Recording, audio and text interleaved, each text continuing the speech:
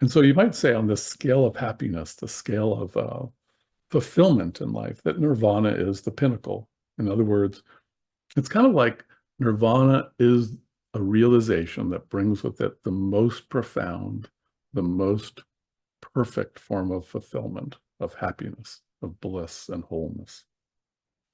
And so every other kind of happiness or positivity or pleasure or fulfillment that we can have in life, if it's not nirvana, if we haven't peeled away the obstructions, the obscurations, that which sort of covers up and hinders nirvana from being the fullness that it is, which is your true nature.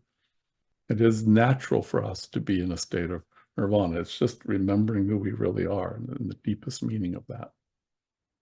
But if it's obscured, then we can get little pieces of it. So let's say, we watch a good movie and we enjoy it. And there's moments of fulfillment and even joy or poignancy and just, satisfaction in watching the movie. In a sense, those are little tiny tastes of nirvana because there is no other beauty or bliss or fulfillment in life but nirvana. The only difference is, are you getting the full thing? Or are you getting some watered down tiny little version of it? And if it's a watered down little piece of it, then you don't really know that that's just a little taste of nirvana. And you're conditioning it. You're saying, well, it's linked to that movie. So when I'm not watching that movie, I don't get it. And when I do, I get a little tiny piece of it. So what the path to nirvana is saying, I don't want to eat little pieces anymore. And I want the full thing and I want it permanently. I don't want a conditional version of it that comes and goes. And I want the perfect version of it. I want the full tidal wave, not little ripples. I want, so that's what happens. Eventually, something happens in our soul as we're going through life, we're going through our spiritual evolution. We're in the human kingdom, other forms of life before or during the human kingdom. And something changes in us where we start to yearn for it's like a dissatisfaction in the same way that in ordinary life, we go through our own personal stages as a human being. And, there's things that we outgrow, things that we thought we enjoyed. You might be in a job for 20 years and then just start to not feel fulfilled in it anymore. We liked it before, we enjoyed it before, it felt satisfying. Something needs something more. Nirvana is the yearning for nirvana, for self-realization, for awakening. It's sort of like the final yearning. It's the thing. It's a yearning that arises that says, you know what? I've had enough experience in samsara, in life, in this state of separation and evolution and experiences. I've gone through that enough to have learned enough to know there's something more. You may have even, one of the things that can cause it, this is having a glimpse of it. Like if somebody has that, they might not even know in a particular incarnation about spiritual realization. And then they have a little taste of it. And then they go, uh-oh, that's a game changer. What was that? I want that. Is it possible to regain that? Like here's a common example. People, for instance, are certainly aware of psychedelics becoming a thing in the last century or so. And of course, one of the, well-known stories is Ram Dass, who was a university professor. Then in the 50s, psychedelics became a thing. And at that time, it was not a cultural wide thing. It was more like, professors and psychologists and so on were discovering it and experimenting with it.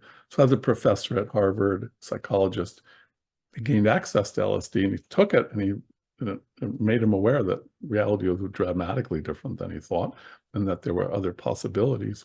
Started reading around and discovered books like the Tibetan Book of the Dead and thought, oh, this nirvana, I think I'm getting tastes of this nirvana. So he started doing LSD more to kind of regain, get more access to that state, but he couldn't hold it. It would just, he'd come down. So finally he headed off to India and decided to look for, is there somebody that could explain to him or show him a way to permanently realize this state? So that's limited to a particular life. But that's an example of how somebody, then he found Buddhism and Hinduism and other systems that he drew different elements from. And particularly his guru was Neem Karoli Baba, so he sort of had a Hindu core, but he combined other elements and worked, a new way to work with discovering this ultimate fulfillment, this deepest satisfaction in life, which we call nirvana.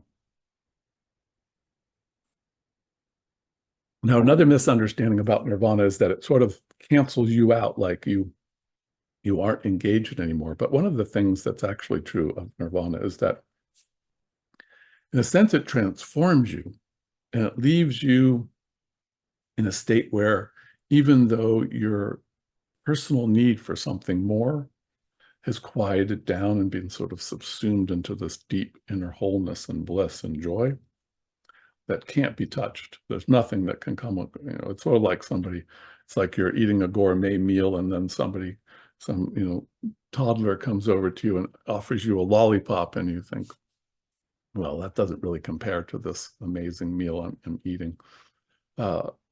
But as we walk around in life in a state like that, it makes our feelings very open, very sensitive, very universal. And so when we feel other people suffering, it evokes compassion, evokes love, and it makes us naturally inclined to try to help, to try to, in some way, maybe they're ripe enough that they might want to hear about the path to nirvana. If not, maybe can help alleviate their suffering in some other way. So the sort of the core of the realization of nirvana is difficult to put into words, because ultimately it's a realization of a truth that's beyond words. But we can say things about it like it's a sense of radical interconnectedness or interdependence, where the sense of a separate self dissolves. And so without feeling separate, there's no need anymore. There's no yearning. There's no sense of lack. So that can fall away. But what is that state actually like? Well, how do we perceive reality? How do we perceive ourselves? That's it's virtually impossible to describe that. But the words that come closer are things like, to me, are words like interrelatedness, radical sense of wholeness, self-realization, God consciousness, liberation. But on a more human level, as we walk around day-to-day life, it has, excuse me, implications like a deep sense of inner peace. Nothing can ruffle you. Difficult things can arise and pass in your life, and you remain relatively equanimous and composed and centered. Can't be ruffled. And you tend to react to positive things that arise around you with a sense of sympathetic joy, of feeling a kind of a deep capacity for empathy and sharing in the positives and negatives of what people around you are experiencing. A deep and spacious sense of intuitive understanding, because you're so open in this state. You've released the boundaries of your prison of separate selfhood. So it's very easy to commune with nature, with other people, and have a deep understanding of other creatures and life. And so your intuitive understanding of people is much deeper. So deep intuitive wisdom, compassion, inner peace, and joy, all are sort of like symptoms of nirvana. They naturally come with that state. So in contrast to some misunderstandings of nirvana, it's not a state of just some kind of very impersonal detachment where you're not engaged in life, you're not present. What it actually is the most radically, I love that quote, enlightenment is to become intimate with all things. People think that this type of enlightenment or nirvana means to sort of almost become aloof and unengaged. But actually, it's the opposite. When you release the boundaries of a separate sense of self and have a radical realization of interrelatedness, there's no boundaries now. You have a distinct sense of individuality. Like it's not as if a person in nirvana walks around all confused and unable to function because they can't distinguish themselves from the world. Or there's a relative level of wisdom that's intact when it's well integrated. There are people that somehow sometimes get into imbalanced states on the path of enlightenment, and it throws them into a state of confusion and disorientation. And sometimes that they can release such levels of bliss, for instance, that they can't even function. It's too strong. Like it's like they're on a strong drug or something they're so blissed out. But these are imbalanced states. This is not intrinsic to a normal, balanced realization of nirvana. You can continue to function, you continue to think, you can make decisions, you can relate to people, you can talk normally. It's just that you internally have such a deep sense of freedom and openness and inner peace that it changes how the quality of all that is. It illuminates and transforms how all that functions. So people in that state, when it's balanced and very mature, nurtured deeply, are very much integrated with ordinary life and able to function with a lot of warmth and wisdom and engagement.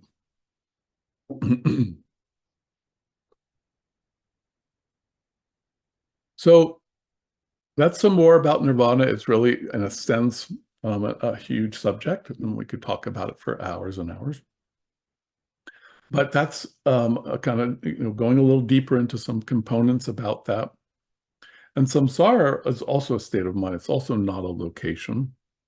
It just means that there's still at least some residual sense that you're separate being, that you're not whole, that you're not complete.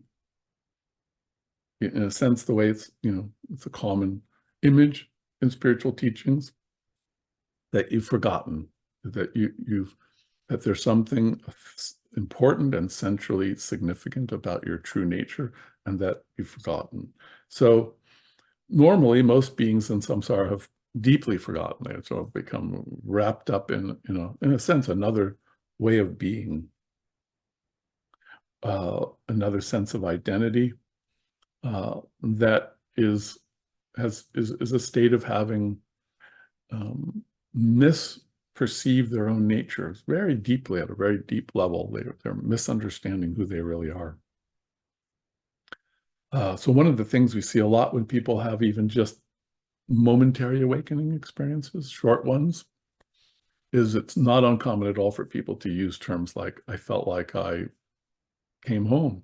I remembered. It was like some people even can't help but laughing.